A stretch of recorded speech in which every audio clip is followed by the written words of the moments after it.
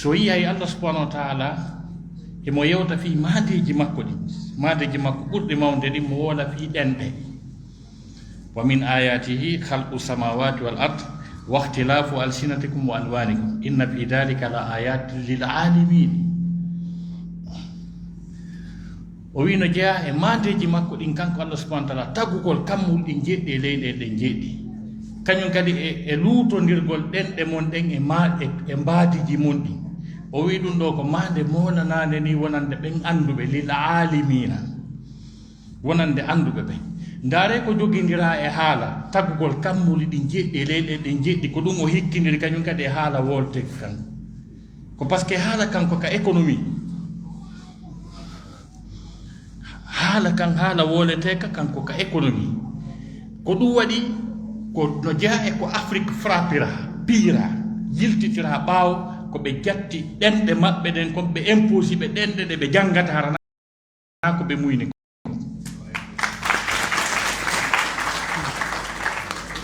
ça c'est la principale cause fondamentale du retard de l'Afrique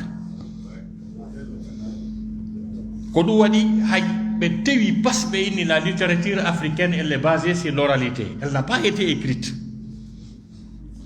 tawi gayi meɗen gayi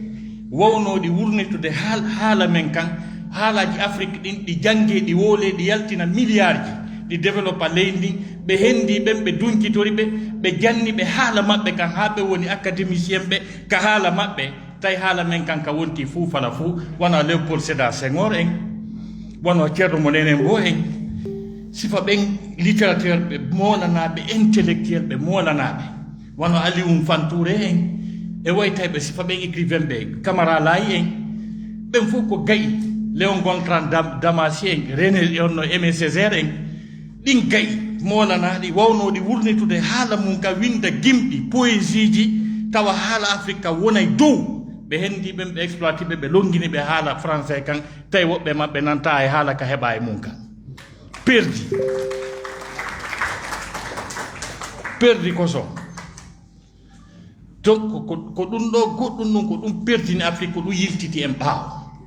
leydi hay wootiri wawata avancude ndi développé fannintamade janggali haala majji kan ɓe jonna on misal so yi wono Europe fop e États-Unis fop Occident fop source haala maɓɓe ka ɓe windi ɓe jangi kanko latin ɓe fop kaka latin ɓe ƴetti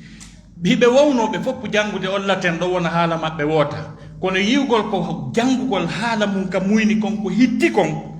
tawi ma ɓe artira latin on e ko ɓe jibina e mum kon français jo on artira latin on ka français espagnol jo on artira latin on ka espagnol italien jo on par exemple si ɓe inni joni Alessandro Del Piero e français ko Alexandre de Pierre mais telemasen ko Italie ɓenna Alessandro Del Piero ka français Alexandre de Pierre est ce que on faami joni c'est à dire ko économie ko ngalu ko science janngugol haala mum kan go ko teddugal kadi so yahi Europe o yiya pays yoy ɓattodirkoy par exemple sa iwi wona France a ari e nder Belgique o yiya bindi ɗin hino change direct tawa Belgique ko flamanji ɗi windete no natirɗa territoire Allemagne o yiya latin on toɓɓama waɗama toɓɓe ɓe naati e haala maɓɓe kan sa yari telen Scandinavie to wona Norvégien ma Suède o yiya tawa kadi haala kan changita ko haala woota ɓe fof maɓɓe lamɓe européen ɓe ɓen fof ala mo wuuɗata anglais na wowlugol de ko wuuɗata ka kono si ɓe tummodiri o yeyɗo joni e wona ɗo ɗen Emmanuel Macron ko wawi anglais kono ɓuuri ko wawi français kon kono so ari Angleterre ko français o wowlata teddingol français ɓen et donc sen hersiri haala men kan haray en tardi e leedi ndaare misal hay so tawi ko ha affaire samakala on tawa e portojo on no teddini haala mum kan ballon ko adi fuɗɗade fi ballon e nder aduna on ko Angleterre ko ɗum waɗi si terme ji ballon ɗin fof koye anglais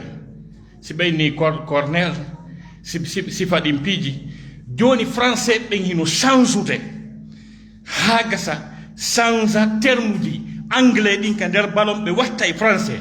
ɓe inna coup de pied arrêté au lieu de wigol coup franc honno wiyete tous ɓeyna remise en jeu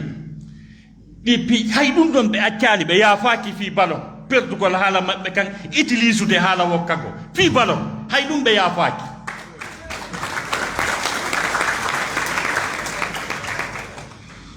donc en andu sen jangi o adlam men ɗo en développi o ko économie ko milliard ji yaltata o ko fi on ɗo asi français ɓe no dépense de milliards d'euros fi waɗugol promotion francophonie o keɗon sikka ɗum ko ni tum taɓe wakkili accompagne gol leyɗe fi yoɗe développe fi yoɓe wowlu haala maɓɓe kan donc fi honɗum sen jangali haala men kan e moƴƴinta meselal e moƴƴinta weloru sakko hewten avion walla wallahi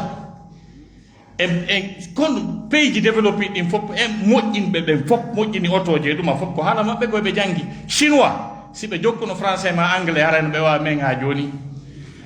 inde si ɓe jokkuno e janngugol français anglais haray ɓe wawa men en joni ha joni pays ji développé ɗin fof ko haala maɓɓe kamɓe jangi donc jangen haala men kam par ce que pay kun de kun janga haala makkun on ha gasa ko ɗon o yawata faamude bimana ko jangata sina ɗum mo mari probléme taw ha andugol kon ɗoni chimie taw si yaa expérimentugol piiji goo taw so wewtama noon ko woni chimie e pular ta mo andi ɗum o heɓay complexe waɗugol équation ji ɗi e développagol donc goɗɗo ari ɗo nane ngo wooli ɗo ko woni très important wondema wiwgol ndeɗa woola ka ɗo haala haray a huula hay fus a ɗenƴaaki ko par ce que ko haala ma wonɗa wolde c'est à dire ko expression maɗa terme maɗa wonɗa wolde tawa hersinanakima donc ɗum ɗon tun taw par ce que haray ɗa mari complexe ɗa andi ko haala janana wonɗa wolde par exemple min ko faculté de droit science économique mi waɗi e gestion mais si woni joni miɗo ka élysée woni yomi ƴettu konngol na fi mi maîtrise français sa ari ha on hewti niveau ɗon a hulata wolde français kono si woni tun ko élysée mi woni yeeso macron mi miijitoto ko terme ji honɗi mi gollitirta ɗo ɗen fi wata mi yanu e haala kan e grammaire on e ɗum o hara miɗo mari on complexe ɗon siko pular mi wolata kon ɗum mi huuli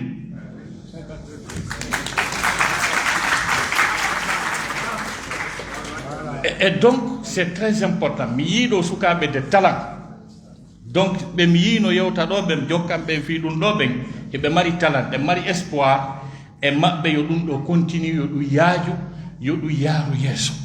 ko par ce que si e windi haala men kan e windi e haala men kan ka janngama ka yaajay e nder adna allah on ko windeten kon ko milliard ji wonata ko winduɗen kon tun taw ko milliard ji wonata ko par ce que e wawata expliquude e goɗɗum hanano faamo tigi tigi no faamorta noon si wona ka muynuɗen ka ko ɗo si allah daali wa ma arsalna min rasulin illa bi lisani qawmihi wawa si goɗɗo wiyay limata o wi li yubayyina lahum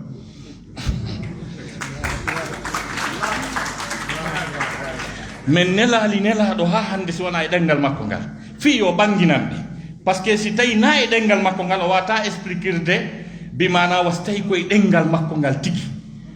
donc mi gaynitora weltanagol mawɓe men adiɓe en e ɗum ɗo finance jawle mum jindi yangi wona alaji alpha amadou cour min foti philadelphie fi ɗum fi jonnugol valeur fi pulal ngal e pulako mum e haala pulal ngal e nder adna allah e mawɓe men ka coordination wona alaji ousmane sallowa o way tawɓe no ɓe wayi oustade aboubacar bari ɓe woli inde maɓɓe ɗo donc ko ngaari ko kooho yanganiiɗo fii o adlam jokkuɗo promotion no fii muɗum wuurira donc ɓeeɗo fof ɓe weltanaama ɓe du'anaama donc en anndu sen perdi culture men on en perdi haala men kan hara en perdi identité culturelle men on en perdi feccere men donc wata goɗɗo jaɓi goɗɗo noon yo bungira haala mum o mantoraka e si yurnitaama kadi e téléma sengo haala men kam pularon wallahi wona fi komi pullo hara mi mantay on bero haalaji ɗi mi jangi ɗi mi nani no woole ɗi mi yiyaali haala fensituka laɓɓini haala mum nani wallahi ha hewti pulam no jeeya noon e haalaji ɗi mi wiyata mi winday ɗi mi janngay ɗi no jeeya e mum français no jeeya e mum arabe kono arabe ko dolni kon fof ko fensiti kon fof pular no dévancé arabe ka fensitugol ko hay terme ji ɗin terminaison ji ɗin haray no signifie ko wona haalede kon ko heewi kon pula si wii nde haray bi mana ko mullidi ko nde hoore nde horde nde hayre on faami e sifa ɗin piiji e donc yen andu c'est à dire koko fuɗɗano neeɓi wara enen en haɓa mawɓe men ɓen ko kamɓe duwano heɓde prix académicien e nder Afrique fof sabu argol maɓɓe naatugol maɓɓe ka l'islam ko ɓe ƴettiri l'islam kon e junngo e ko njulaɓe ko commerce ɓe ƴettiri islam joni noon ɓeya ko yeeygol soodari ɓe neɓitata ɓe yiriɓe l'islam mawɓe ɓen andi diina maɓɓe kan sellata ɓe janngani ɓe jangi e junngo arabe ɓen ka njulayagal ɗon diina maɓɓe kan ko ɓeya wooli o ɓe nanditinna e ko maɓɓe kon ɓay ɓe andi ɓeya yaha e joni ɓe heɓa ko ɓe manide si ɓe windi sinun ɓe tano nandi e ñiiƴe mawɓe ɓe wiya si ñiiƴe si ɓe windi soadun ɓe tano nandi reedu ɓeyna saadu reedu alif on ɓe addi mo catégorie jo alif taƴƴo alif yo wiɗo on faami e telema sifa ɗin fof donc sincugol maɓɓe ɗum ɗon heɓa hakkil alkule ɗen noga e jeetati waɗana ɗe inɗe e ko ɓe manitoto kon heɓa hakkil kadi on bimana ba on ko ha honto janguete sigi on ko ha honto janguete yaha finnitugol ça c'est une académie ça on faami yilto kadi waɗa sa ɓe waɗali kamilure nden fof ayeje guluje yo ɗum noon fof jangge ba ɓe luttayno e ba hara ɓeya yahi on faami donc finnitugol ngol kadi ɓe waɗani ɗum sagaraji ko cycle ji ɗinno sa hewti ɗo sahoɗa sa hewti tabara sahoɗa sa hewti mariama sahoɗa sa hewti bara sahoɗa timminoya timmingol ngol bimana ko metelol doctorat o woni ceernoya gangal on faami donc ɓe tawata ko ɓen ɗo woni mawɓe men ko ɓen ronuɗen culture mum e gandal mum haga sen jooɗike en jangali haala men ka waɗɗen valeur e makka wallahi en fokkita hay nokko ŋacce hakke jonde nen juuti mi darnowa fewndo ɗo assalamu aleykum wa rahmatullahi taala